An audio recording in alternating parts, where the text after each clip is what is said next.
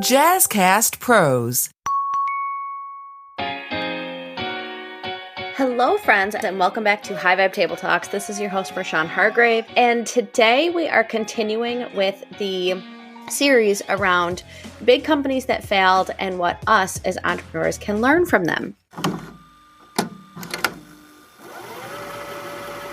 I would love if you could go back to what Friday night would look like for you in, let's say, 1998. And it was Friday, and maybe you just got out of school, or you just got off of work, or you were home from college. You walk up to a store, and there's that big blue banner with a yellow VHS tape, and you walk in and you're like, okay, what am I in the mood for watching tonight or this weekend or with my date or with my girlfriends? You know, maybe it's Hugh Grant's new movie. And so you see his face on a poster. And so you're drawn to that aisle, or you're just starting to peruse and you're walking up and down the aisles and being able to like touch and see the rom-coms versus the thrillers versus the action versus the horror. And, you know, it's been a long week. And so you don't want to think deeply. You don't want to have to follow exactly what movie it is. So you're drawn to the rom-coms.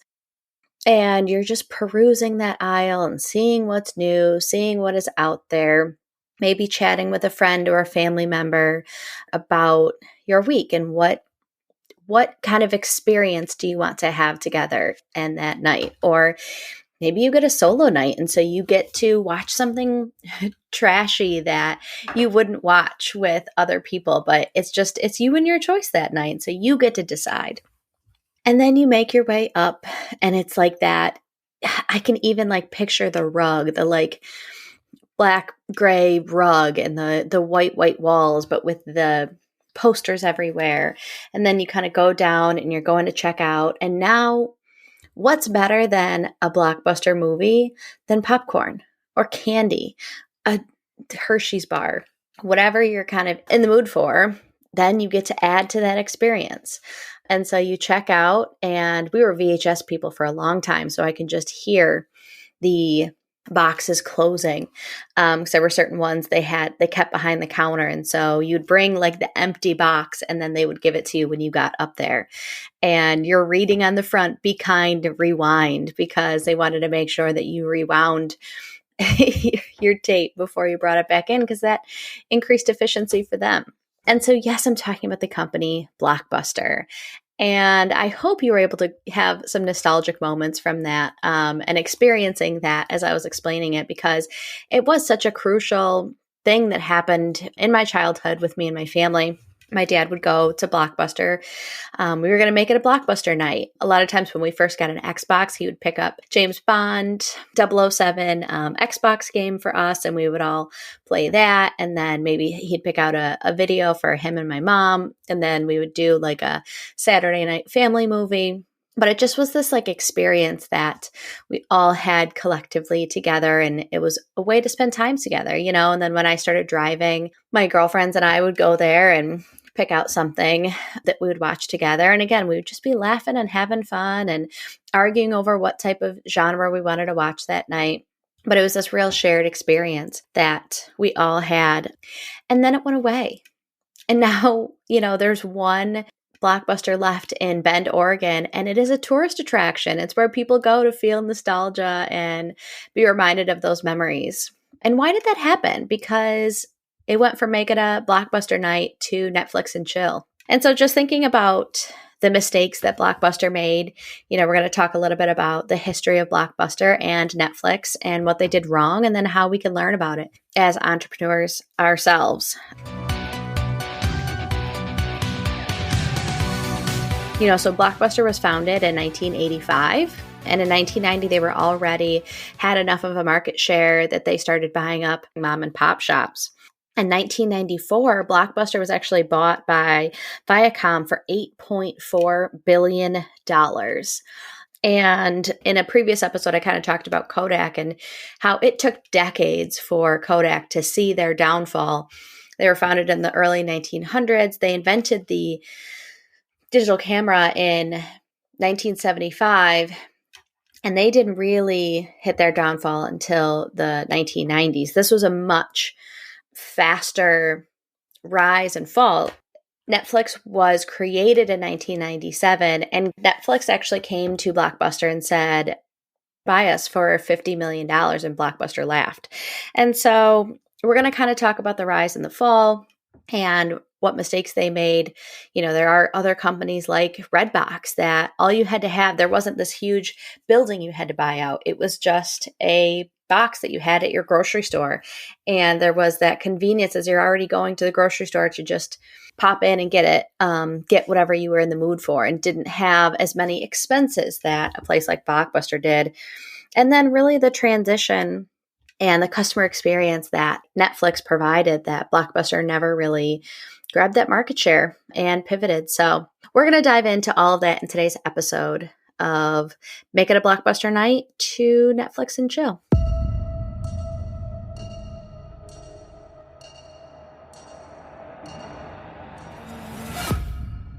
Netflix was founded in 1997, initially as a DVD rental by mail service, but it was built on convenience. There were no late fees. You could personalize it. And it just was a very different model. Again, it created more convenience than driving up to Blockbuster. When I was a junior in college, I got a Netflix account. And us as roommates would always talk like, okay, what 3 DVDs do we want to take out from Netflix for this time? And the bag would come with Netflix DVDs, and we'd get excited and we'd watch them and then send it back and pick our next 3. And it was, sort of the same experience as far as us coming together being like, what do we want to watch? And then excitedly getting the DVDs. But it just was a lot more convenient because instead of going up there, they are delivered to your front door. And as we all know now, that is not a model that is pertinent at all. Like, I was talking with a friend over the weekend, and she does not have like cable at all. They are only purely streaming services. And so it's just really interesting how Netflix, I feel like, was the tipping point that turned us into only using streaming services. I know so many my parents don't have cable. They only use streaming services for all of their needs. We still have Spectrum. But so many people rely purely on streaming services. And so not only did Netflix change that experience that Blockbuster had done such a good job of creating, it updated it, improved it. It said it was always like on the cusp of innovation. And actually in 2000, Netflix co-founder Reed Hastings approached Blockbuster with an offer to sell Netflix for $50 million to Blockbuster. And Blockbuster laughed them out of the room. And that, I think, is such an interesting, like, sliding doors moment. I think about that movie of, like, what would have happened if Blockbuster had said yes. And now we're in this time when Blockbuster said no. And, like, the world just looks so different. And so what did Blockbuster have that Netflix did better? And so the big thing is consumer behavior. I'm very much like a mood reader or a mood watcher. Like, what am I in the mood to watch right now as I'm sitting down in front of my computer or my TV? You get home from a day at work and you just want to put your feet up, have a drink, and what do I want to watch in this moment? Not like, oh, I should go up and like, what am I going to want to watch tomorrow? Or like, there just is different behavior now that we, as a society, for good, bad, or indifferent, are so much more about convenience. And if a company can take away friction, can create more convenience, then the consumer is going to choose that. And that's what Netflix did. I didn't realize this, but one of Blockbuster's biggest revenue streams were late fees. And so, that can be a frustration. And if there is a company that is going to, again, take that away, take a frustration, say, hey, no late fees with us, return it when you want to return it. I'm going to pick that all day, every day as someone who struggles with late fees and getting things back on time. And if that's a huge part of your business model and how you're going to make money, and then this other company doesn't have that, and so either you have to get rid of it or the consumer is going to choose the other product, that is going to make a huge difference on your business and your business model. And so again, like, what are customers attracted to? Some people are still going to be like, no, I want to go and like have that in-person experience, but I'm not going to have late fees. Then, maybe it's not really worth it. Then the next pivot was the digital transformation. So Netflix at some point really saw streaming as the future and on demand.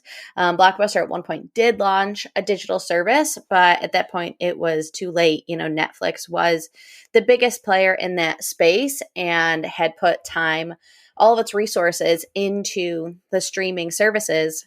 And that's what there is a reason why there is a saying, Netflix and chill. Like, when you can have that sort of tagline and that sort of impact on consumers at large, like, you're doing something right. And so in 2010, Blockbuster actually filed for bankruptcy. And so, as I said, with my last episode with Kodak, it was more decades in the making. The first digital camera, I think, was created in 1975. And Kodak didn't really feel the impact until the early 2000s. But, this was a relatively shorter amount of time. It was more like they were very dominant for 12 to 15 years and then saw that drop off in like 2006, 7, 8. And by 2010, they filed for bankruptcy. And I think that is more and more the time that we are in. Like, people are very willing to put their money where they care about things and where there is convenience. Just look at the rise of Amazon. Like, Amazon cares deeply about the customer experience and how can we make it easier for the customer to have a positive experience. And so that includes like Prime and something being there within 48 hours. Like, do I want to run to the store and get it if I need it this weekend? Or do I just want to click 2 buttons on my phone? It'll be delivered to my doorstep and I don't have to get on my PJs. Like, again, for good, bad, or indifferent, like, that is the behavior that the consumer wants to experience. And so how do we create a better customer experience? There's a lot less, I feel like, brand loyalty if the customer experience is not great. So most people who listen to this podcast, they are small business owners, entrepreneurs. And so what can we take from understanding this? That experience that us as a society had with Blockbuster and its downfall, and how can we make sure that that doesn't happen to us? It's not like, oh, you're this Fortune 500 company and this startup asked you to buy them for $50 million and you said no. Nobody listening to this podcast is going through that as an experience. And so, one of the lessons as I was doing research was like, don't dismiss the little guy. And it's like, no one here is dismissing the little guy.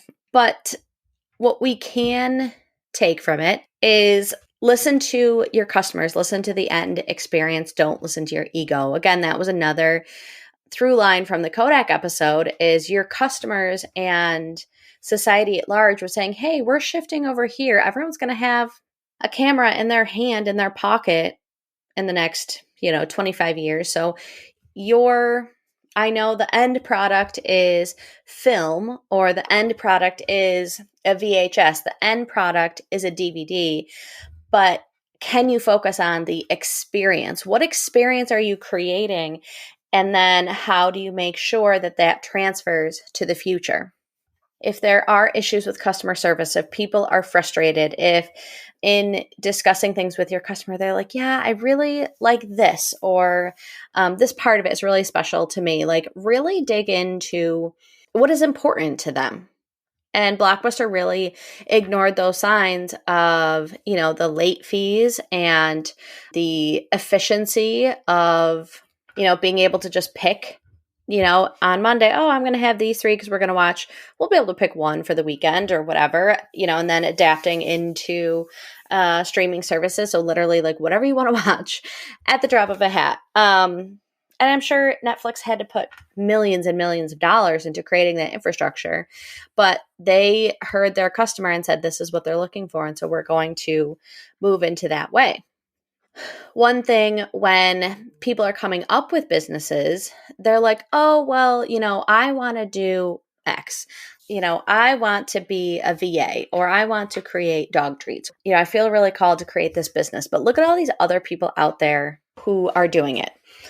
I have two things I say when people come to me and use that as an excuse to stop working. The first thing I will say is, if there's a lot of people out there doing it, that shows that there is a demand for what you have to offer. If there are more people creating businesses around this thing, that means that there are people who want this thing. And so that's a good sign. Like if you create this thing and nobody else does it, nobody else has a business that is your direct competitor, are you the first person to ever come up with that idea and people just don't know they want it yet? And A, that's going to be a much harder sell. But B, maybe someone else did create that company and there just wasn't the market that they thought for it. So I'm nobody to like shoot down an idea. But if you do come and say, hey, there's all these other people who do this thing, I can't do it better than them, or like the market's already too saturated. Like, no, that's showing you there is a market for what you have to offer. Secondly, like some people are Honda drivers and some people are Lamborghini drivers. And some people want to buy from someone who's very like militant and very like in your face. And some people want to buy something different. And like what you have to offer in your way, there are people out there who will buy from you versus the other person. I did have someone who joined my mastermind one time. We'd get there on Friday and she wouldn't have like finished her things. And she was like, I wanted you to be like in my face and be like, why didn't you do what you said you were going to do? And like, that's not my personality. And it definitely wasn't like the vibe of the group, but that's what she needed, which is fine for her. Again, there are accountability groups, masterminds, things like that out there that have that tone. And it just was not me. And so the next lesson is like, don't be afraid to pivot your model, because again, like even if the what that Netflix is now serving, isn't that different than the end product that Blockbuster was serving? The end product, the experience that the customer had from Blockbuster is a family at home watching a movie or a show or playing a video game together. And that's not that different than what Netflix has right now. Like Netflix and chill is let's go hang at home and experience, like instead of going out to a movie together, like let's do it in our living room. And so again, the end product, but how the customer gets there is so different now. And Netflix was able to capitalize on it. So if you're feeling like your customers, there's friction in how they get to the end product, or they're starting to pull away, or the model in which they receive that end goal is different, don't be afraid to pivot. Like a lot of my mastermind clients were like, I really enjoy it, but I'm so new in the business space that I'm not bringing in enough money to pay for the mastermind. And so it's like, okay, so now I need to shift a little bit and say, how can I focus on helping you sell to bring in more money so that you can participate in the groups like a mastermind?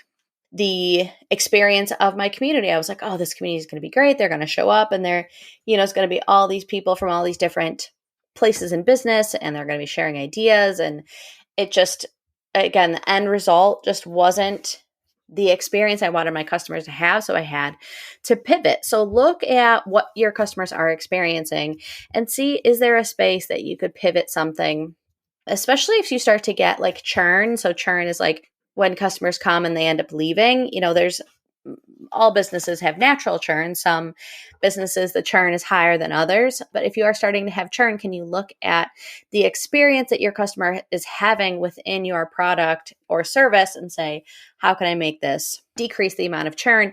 Is it something that's going on in my model? Is it something that with my customer service? Is the algorithm? Is there a change in how society at large experiences something? And so really being able to step back again, not through the lens of your ego, and just say, I need to pivot this way. And so to wrap up this episode, I want to, kind of touch base on another podcast that I listen to very frequently. And this just kind of reminded me, going through this deep dive of Blockbuster and Netflix reminded me of his most recent podcast episode. His podcast was called Grow the Show, and he really rebranded and changed into Chief Audience Officer. And he is talking now about how to create an audience. And so Grow the Show was very beneficial for him initially and benefited a lot of podcasters. But as someone who's in the podcasting space, I know that it is a quickly evolving. There's a lot of people who start a podcast. They, record and put out anywhere between 5 and 10 episodes, and then they quit. And so a lot of his audience was kind of like in there for 6 months, and then they've either outgrown needing to grow their show or they have stopped altogether. And so he really decided to pivot because he cares so deeply about the mission. And so that's kind of what this reminds me of, is like, if you fall in love with your business model or how you're doing things right now, you're going to be oblivious to your mission. And when things do need to pivot, when you have to take a look, again, not through the lens of your ego. As small businesses and as entrepreneurs, we have an edge. We have agility. We can pivot. We're not, pivoting the Titanic, we're pivoting a speedboat. And so you're also not very far away from the customer experience. You can talk to them about it. You can ask them about it. If you're building a brand that has those open lines of communication, use them. If you can ask yourself a couple of things, it doesn't have to be like right now, but just maybe this is more of like a quarterly review or something that you think about on quarterly or annual basis. Where may you be stuck in your old ways of doing things? What are ways that there is friction as your customers are experiencing your product or service? And then could you start to create small experiments to help yourself evolve to change some of those things? I would love to hear if you have any nostalgic memories with Blockbuster or Netflix. That was really fun. And until next time, remember that big dreams and small steps can transform your life.